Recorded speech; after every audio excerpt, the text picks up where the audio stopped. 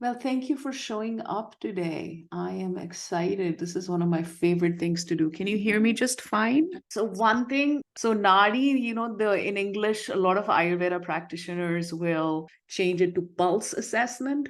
But what is pulse according to the Western medicine? So Nadi is not pulse. No. It manifests in the pulse, but it is not pulse. So what happens when somebody uses the word pulse assessment? You are going against the Western doctors and saying, we are also doing pulse assessment. No, we are not. This is not your pulse assessment. This is your Nadi energy assessment that is being manifested in the pulse also. So yes, in the sense we will also listen to heartbeat, but we are not listening for the clinical part. We are listening for the energetic expression of nadis in that area. So even I myself use the word pulse because it has become very mainstream, but I was just going to do this podcast. Let's find another word. I would rather just use the word nadi because nadi is not pulse. It includes it's kind of energy medicine. It's vibrational, it's vibrations of our energetic body that are manifested in the when we check the nadi. And we always think that nadi is checked here. No, nadi can be checked here. Nadi can be checked if you're doing a self nadi. You can just do this and meditate on your nadi, and you can check your nadi. It is not this amazing thing, but you have to be a very serious meditation practitioners. And so we're going to get into the theory of Nadi today, and then we're going to do the lab. So I'm going to take 1 minute and pull my presentation. Okay, today you are getting introduced to the Nārāyaṇa system of Nadi Pariksha. And you're in Nārāyaṇa Ayurveda. So the way when we learn in Guru Parampara, we learn from our teacher who has learned from another teacher, who has learned from another teacher. So you are learning, it's a little similar to the yogic system and energetic system. And from, I've taught Nadi to so many, at least 1,000, if not thousands of students. And mostly, and I'm talking about Nadi, not doing Nadi on other people, but self-Nadi Pariksha for yourself. And this is so much easier to approach than the clinical one, because the other one that you see advanced Ayurveda practitioners do can take years and years and years of practice. This also takes a lot of practice, but it's easy to do this on yourself. So the word is Nadi Pariksha. Again, I do not want to use the pulse because it kind of denotes a clinical assessment. This is not. This is energetic assessment. And this is our system. So this is a Narayana system. So if you ever go and teach this to someone else, please say, I'm using the Narayana system of Nadi Pariksha. Okay. And yes, it has been started by me. And I got the Nadi in my dreams by Guru, and also in person, a little bit in person, and a lot in my dreams. In my meditation, it was revealed to me, and then I would practice it. And yes, people would be flabbergasted and just shocked. How are you telling us these things? But this was coming through my guru, which was coming through his guru. So it was coming in a line, and we are in the line of Sri Dhanvantari. So I am in the line of, so because this is Guru Parampara, we start with our teacher, whose teacher. So my teacher, this is my teacher, and his name is Srila Narayan Maharaj. So you know why Nārāyaṇa Ayurveda is called Narayan, because it's named after my teacher and also named after Lord Narayana. Om Ajnanatimirandhasya Jnananjan Salakaya Chakshurunmilitam Yena Tasmai Shri Guruve Namaha. Namo Vishnu Padaya Radhikaya Priyatmane Srimad Bhakti Vedanta Narayaniti Namane. So, what is Nadi Pariksha? Nadi Pariksha is the examination of our energetic selves. Are we just this physical body? Physical body is literally just the outer layer of our self, So energetic selves means we have more than one self. We have a network of energy threads, just like there's a network of neurons and nerves that is sending all this energy. Who is doing this energy transfer, and new neurons are being formed like out of thin air? How is this happening? What is doing? Have you ever wondered? There are so many things in the Western medicine they cannot answer. Lori, can they answer this? How is miraculous healing taking place when it's not possible, right? So there is a network of energy field and these bodies, and you've learned the five koshas, and you know what the chakras are, the 7 chakras. And today we will put it all together with our 3 bodies. In both the yogic, this class is both AC 106, AC, which is your mind, and then AC 107, your internship, because we're going to do a lab. And it is also yoga, AC 104. So all of 3, this kind of covers all 3. So we're going to put it all together, the chakras, the 3 bodies, the channels, the koshas, right? Now, does it mean that Nadi is only energetic? It is not physical. Yes, the energetic vibrations are getting manifested in the physical body at certain points and certain marmas. So when we touch the marma and we touch certain points in our body, we can feel the vibration. Think of it this way. Can you see electricity? Can anybody? Well, kind of. If you have a Tesla coil or something, you can. But generally, you have some, something running. Your computer is running right now. Your mobile phone is running right now. But can you see that with your eyes? But can you feel the vibration? So if your computer is running, or your mobile phone is running, or some your refrigerator is running, you cannot see this electricity, but you can feel the vibration of the electricity running in your device, right? Similarly, the nadis and chakras and energetic body, there's all this work going on behind the scenes in our body. It is manifesting in the physical part of our body, but it is not starting there. Does it make sense? It's not starting there. Physical body's function is to do physical function. The function of the physical body is, food is going to come, we're going to digest the food, we're going to take nutrition, we're going to nourish the body.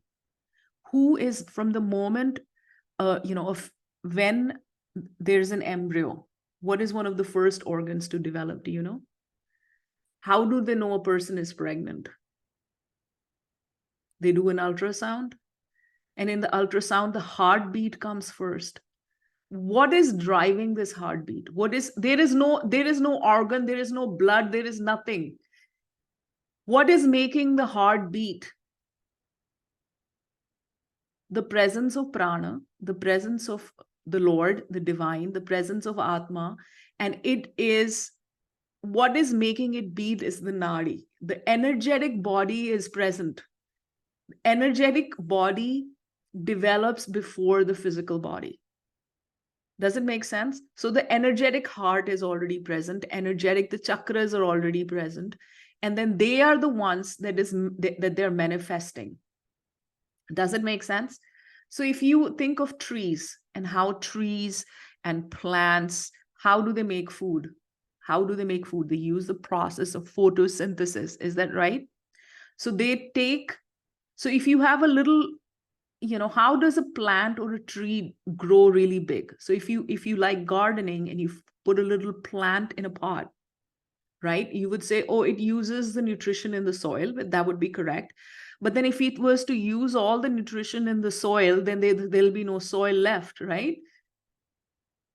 So if you were to do this experiment, you would, you put a plant in a little bit in a pot in a soil, it grows big and big, and it does use up the soil, but it grows a lot bigger. It can turn into a 50-foot tree, and the roots are deeper, but it hasn't used up as much soil. What is making its physical body develop? It is literally taking carbon out of the air. It is literally taking the elements out of the air and using the sunlight and turning it into something physical, meaning the energy is being turned into physical. Physical does not turn into energy. We are all made up of energy, right? We are energy. So it is our energetic body when we are a baby. We are in mother's womb. So how does conception takes place? Am I losing you? Is this boring? Because this is a little bit of an esoteric topic. Because I'm in my whole state here. I've been practicing and meditating on this for hours. Okay, so just let me if it does get boring, okay? Okay. So in the West, it's believed that, a man and a woman, they copulate, and then the sperm enters and it finds an egg. And yeah, that's all the clinical thing. And then they combine and, there's a pregnancy. But the soul comes, later when there's an actual embryo, there's an actual fetus, then the soul manifests. But did you know the soul, the Atma, is present in the sperm? So this is how it works. The Atma or the sperm, the Atma is given by someone called Bhutnath, especially if they're having sex at night. So if you're having sex at nighttime, which usually a lot of people are, then there's a person who's responsible and is the presiding deity of all the ghosts, all the Atmas. His name is Bhutnath or Shiva. And a form of him called Bhutnath travels through the night and he decides who's going to go to whose house. So if you want a spiritual child, angelic child from higher, then you must have sex during the daytime, not at nighttime. That is another story. So when people are trying to conceive and they want a higher child, so when you so it doesn't mean it's a bad child at night. It's a materialistic, it might be somebody from the lower planets also. So it depends on Bhutnath, Shiva. So he decides, so the desire to copulate, the desire to have sex between two partners will happen when Bhutnath, a person, an Atma has to be born, right? He will take this energy, because Atma is just an energy, a Bhut or ghost, and he will deposit it in the sperm of a man, one sperm, right? Now this man has a desire to copulate, and the woman will also have, they copulate or whatever. Now how is it that among millions and millions of sperm, only one is able to swim and reach the egg? What is making it swim? The presence of that energetic body. And this body, the first body that is given, is called the causal body.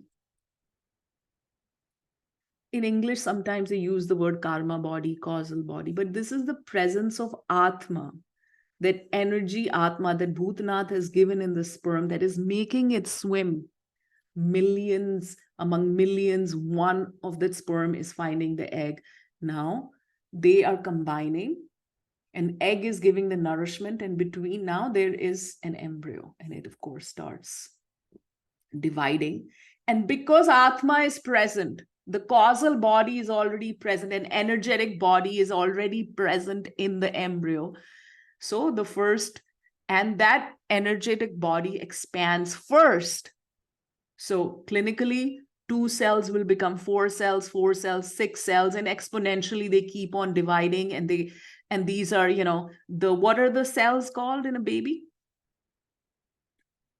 They're considered. So the cells in a fetus are these amazing miracle cells that can become any organ, right? The energetic body is being produced first. Energetic body was there even in the sperm. The Atma was there, and it expanded first. It turned first, the ego, and then expansion of causal body to the subtle body or koshas happen second. And it is because the subtle body is manifesting, the koshas are manifesting, that the division of the cells is taking place.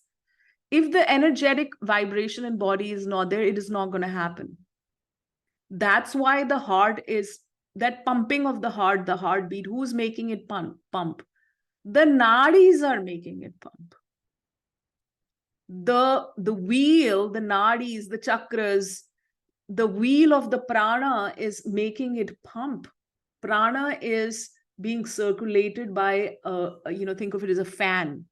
And the fan is called a chakra. Chakra is the fan that circulates the vibrational energies. Right? And now the division, the little, the sperm and the egg have met, and now they are dividing. So the Atma, causal body, is the first body, then the subtle body develops, and then the physical body develops. And this is a different way. So let's start from here. So this is the first body to develop. And these are the layers. And this is the outer layer that we can see. Our physical gross body, we eat, everything we eat turns into stool or urine or reproductive fluids or different fluids. It's coming out of our body. But we are that is just the physical covering. We are an energetic being, and we have a network of stuff that is happening at a subtle level. And Nadi Pariksha is the study of these levels. Are we all good on what Nadi Pariksha is? Sometimes in the scriptural book, we use the word gross body or sthula sharira. Sthul means a Sanskrit word, sthula sharira, gross body. And this is basically our Annamaya kosha. What does Annamaya? Yes, food body. Thank you, Sangeeta. Why is a gross body or physical body or sthula sharir called food body? Because it's our superficial body. Exactly. We are what we eat. It is literally the body made up of what we are eating. So did you know that people who eat a lot of corn, when you take different cells of their body and look under the microscope and you examine them, then you see a lot of components of corn in there. People who eat a lot of meat, whatever meat they're eating, this is scientific. When you take a part of their body and examine it, their organs, everything are showing the same thing what they're eating. We literally become what we eat. We are what we eat. So the first gross layer is the Annamaya kosha, because it's literally made of food. Its job is eat the food, nourish us, and become that food. And that is a gross body. Good job. Now the subtle body I've talked about, and this is where our nadis are working at. When we do the Nadi Pariksha, Nadi assessment, we are assessing the subtle body. Gross body doesn't come into it. However, this subtle body is affecting and manifesting things in our gross body, which we use our 3 fingers. Like, have you seen a person play the violin? So they put their fingers on different strings. Yes, and they vibrate the different strings and touch the sitar. It can be any string instrument. And they vibrate the string on certain points, and the entire body of the violin vibrates and gives different sounds. Literally, that's what Nadi Pariksha is. We are putting our fingers on different parts of our body, different points, and the vibration of that energetic body is felt on our 3 fingers. It takes a little bit of a practice. So you are literally feeling the vibration of the instrument on that part. Lori, exactly, you played the violin, right? You are feeling the Nadi in the same point where you touch the string. Which strings are we touching in Nadi Pariksha? We are touching the string of, we are touching basically our radial artery, but it is not the energy of it is not the flow of blood in the radial artery that we are reading. We are reading the energetic vibration in that.